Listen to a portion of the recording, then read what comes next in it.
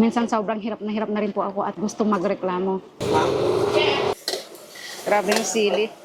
Hello ka, Mami. Andito po kami sa tinatawag na Ahan Tamsang. Dito po sa malapit sa amin sa Ayutthaya. Ahan Tamsang, ibig sabihin ay made to order or cook to order na maliit na restaurant lang pero nakita namin sa online na pinipilahan. Tara, tignan natin. So late lunch na po ito mga kaumami, pero napakarami pa ring tao. Akala namin kapag late lunch na, kukunti na ang tao, pero mas dumami pa pala. Ganyan po siya, napakaliit na pwesto lang. Maraming kumakain. Yun ang aking asawa. Ito po yung kanilang kitchen mga kaumami. Kasalukuyang meron silang ginagawang parang tom yum po ito.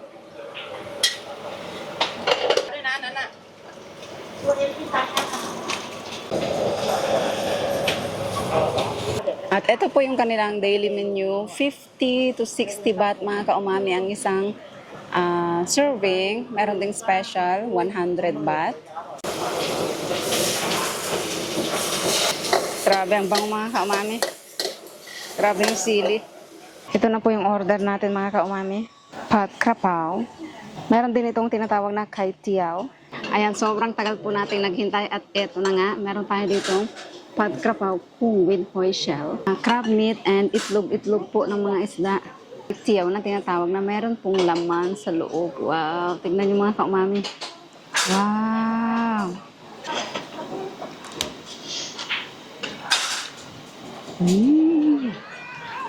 Ang lasa. Meron din po tayong sabaw. Ito po yung tinatawag ng tom yum kung. You know, meron ding squid. At meron din pong tahong. Lalaki. Wow. Grabe, napakaanghang. Tikman natin itong pad-krapaw. Itlog ng isda. Sili na may konting pagkain mga kaumami.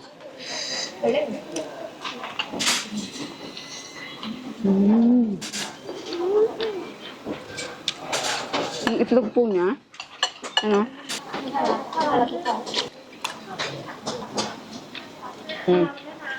Sarap. Kaya lang, yung mga ganitong Thai food po, dalawang sugo pa lang, nap din agad ang tiyan sa anghang. Nalaka ng hipon, no? Pat krapaw po pala, yung krapaw ay yung biday. Dahon po ng biday, yun yung pagpabango sa ganitong dishes.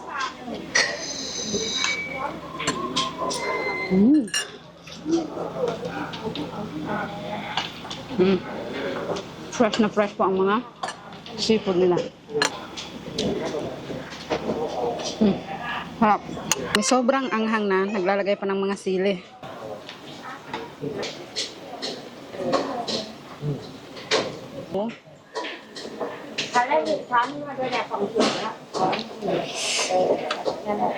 Tom yum nila, napakabango at masarap dahil mayroong galangga, kaffir lime leaves, tanglad, ayan. Meron ding mushroom. Napakarami pong herbs kaya ang sarap gupi-gupin at ang bango. Sili na may konting ulam. Minsan sobrang hirap na rin po ako at gusto magreklamo. Sobrang aanghang. Pero po sa kanila, okay lang, lalo na sa amin. Panganay na anak, kayang-kaya niya.